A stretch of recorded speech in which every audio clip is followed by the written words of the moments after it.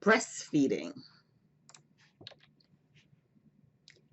Exclusive breastfeeding provides the optimal nutrition and health protection for the first 6 months of life. Exclusive breastfeeding means that no food other than liquid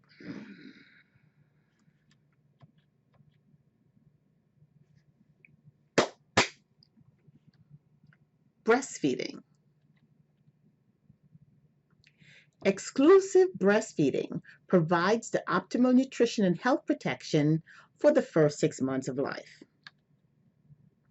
Exclusive breastfeeding means that no other food or liquids are given except for liquid medications or vitamins. Ideally, infants should be breastfed for at least 12 months with the appropriate solid foods introduced in a timely manner. Globally, most infants are breastfed until about 2.5 years of age. Breastfeeding is an important public health strategy.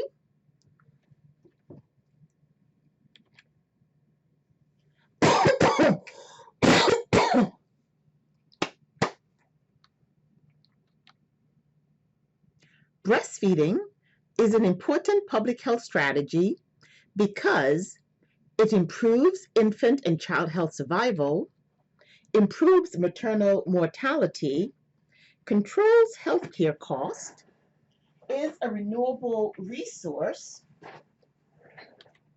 and is environmentally sound and eliminates waste. Almost all women can breastfeed because they have the necessary equipment. Breast size is not related to milk production or breastfeeding success. Problems are usually due to lack of information, and anatomical problems such as inverted nipples can be corrected. Women who want to breastfeed should learn about it as early in the pregnancy as possible from books, healthcare providers, WIC nutritionists, and other women who have breastfed successfully. Now let us look at the advantages of breastfeeding for both the infant and mom. Advantages for infant. Breast milk is the perfect food and made specifically for the human infant. It enhances emotional bonding with the mother, guarantees safe and fresh milk because it's produced on demand, enhances the immune system, protects against infectious and non-infectious diseases, protects against allergies and intolerances, decreases risk of childhood obesity, increases cognitive function, promotes proper jaw and teeth development, and reduces risk for heart disease later in life. In rare cases such as galactosemia and fetal ketonuria, some infants cannot metabolize human milk or other milk products. Some birth defects may also prevent some infants from breastfeeding. Advantages for mom. Returns to pre-pregnancy weight faster, promotes faster shrinking of the uterus and hence a flatter tummy, reduces postpartum bleeding, decreases risk of breast and ovarian cancer, delays the menstrual cycle, improves bone density, decreases risk for hip fracture, improves glucose profile in gestational diabetics, strengthens bond with the infant, enhances self-esteem in the maternal role, eliminates the need for preparing and mixing formula, and saves money not spent on formula. Women with certain health conditions should not breastfeed. Drug addicts, cancer patients, women with HIV, AIDS, hepatitis, and other infectious diseases. However, a case-by-case assessment should be made with women exposed to certain environmental toxins and those who use illicit drugs.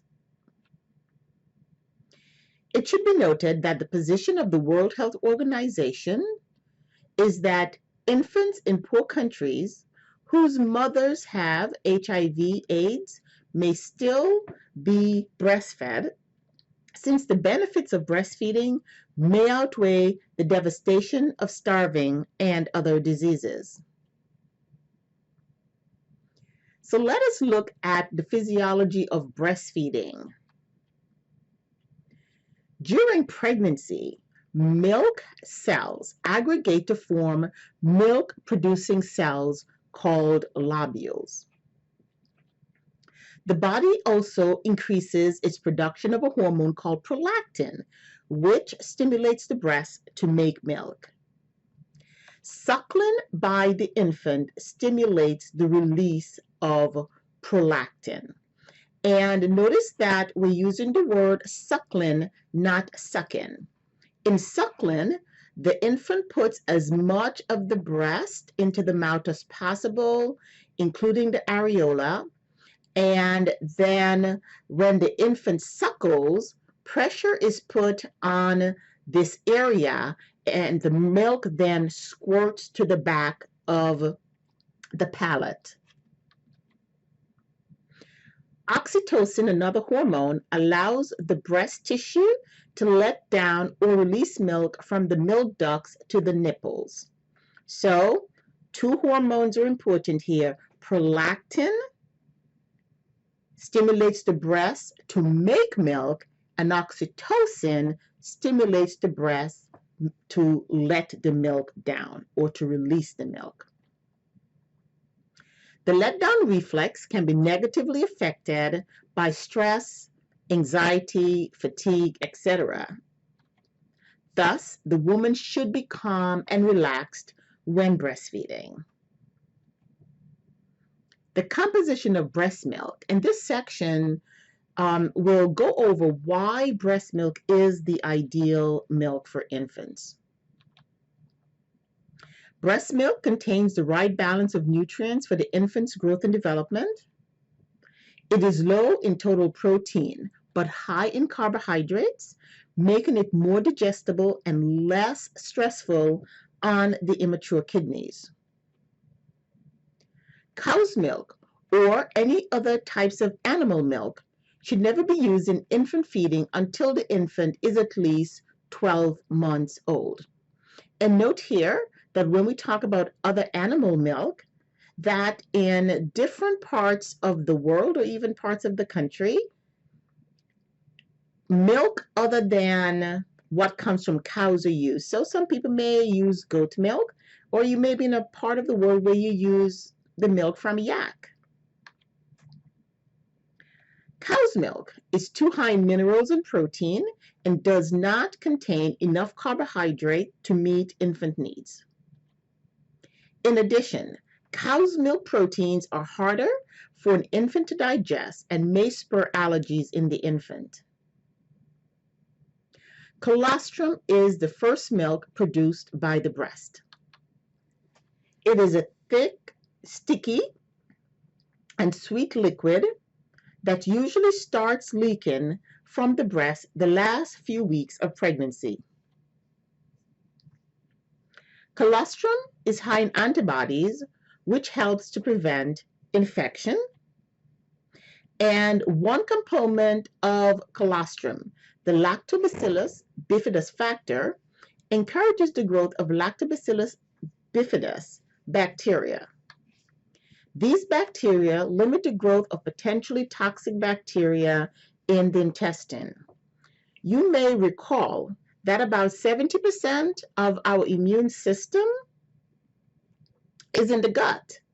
And so the colostrum with the Lactobacillus bifidus factor begins to populate the intestinal flora so that the immune system can get up and running. But it takes a while in a newborn.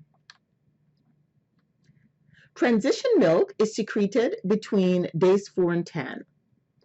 It is intermediate in composition in between colostrum and mature milk. The volume of milk increases during this time.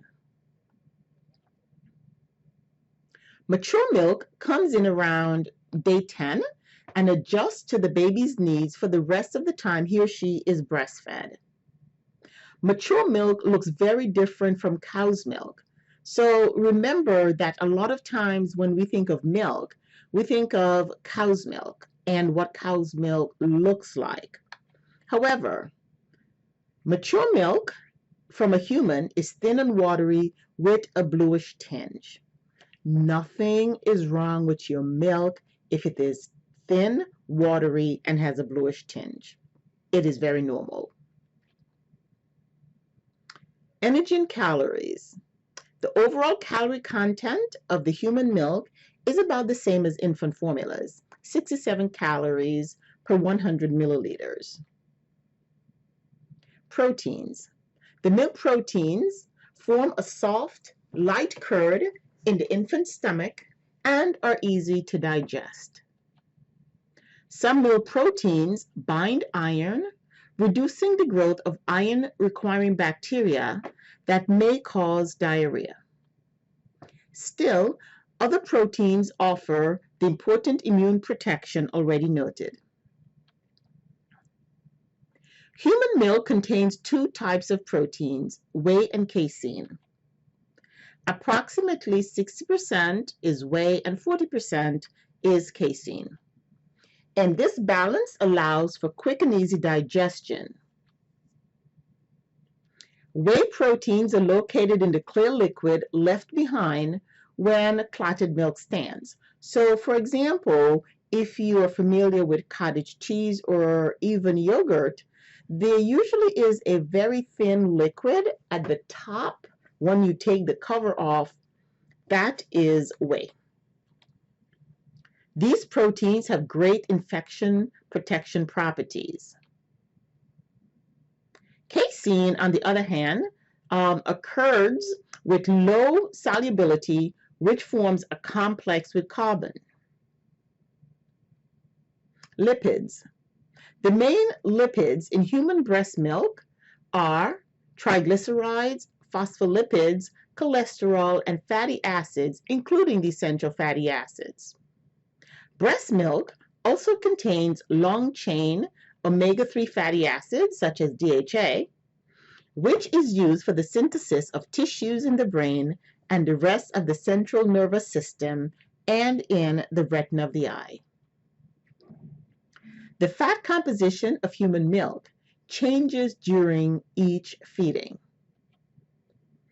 The milk in the first few minutes, or the foremilk, resembles that of skim milk and later has a greater fat proportion similar to whole milk. The milk released after 10 to 20 minutes, also called the hind milk, is essentially more like cream. Thus, babies need to nurse for at least 20 minutes to get the calories in the hind milk to be satisfied between feedings and to grow well. Carbohydrates. Lactose is the major carbohydrate in breast milk. It is composed of one molecule of galactose and one molecule of glucose. Lactose concentration in breast milk increases over the duration of breast milk.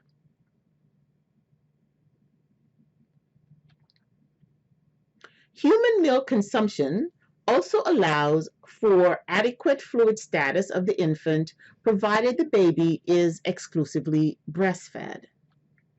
Pediatricians recommend against giving water or juice during the first 6 months of life.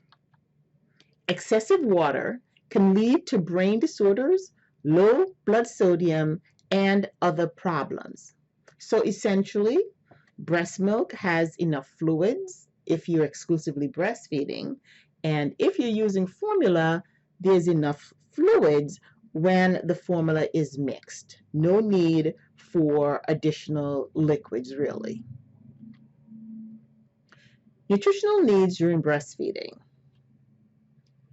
Nutrients requirements do not change significantly from pregnancy. There is a decrease in protein, folic acid, and iron needs. And there is a slight increase in the needs for calories, vitamins A, E, and C, riboflavin, copper, chromium, iodine, manganese, selenium, and zinc. Essentially, mom needs an extra glass of milk. And breastfeeding women should continue to take prenatal vitamins. Milk production requires about 800 calories a day. Can you imagine? Exclusive breastfeeding burns about 800 calories a day. Breastfeeding women need 500 more calories a day than a non-pregnant woman. This 30-calorie difference allows for gradual weight loss and return to pre-pregnancy weight. Pumping and storing breast milk. Women who work or attend school can continue to give their babies the benefits of breast milk by pumping and storing the milk. Freeze in 2 to 4 ounce portions. Put the date on the container. Thaw in the refrigerator and discard unused milk. For freshly expressed milk, this can remain at room temperature for about 6 to 10 hours and in the refrigerator for 72 hours. Freezer for 6 months, and it can be stored in the deep freeze for 12 months. So we advise breastfeeding women who want to return to work or school to begin to express their milk and freeze so that they will have enough for that time. Thawed milk should never be stored at room temperature. It can stay in the refrigerator for 24 hours, and you should never refreeze milk that has been thawed.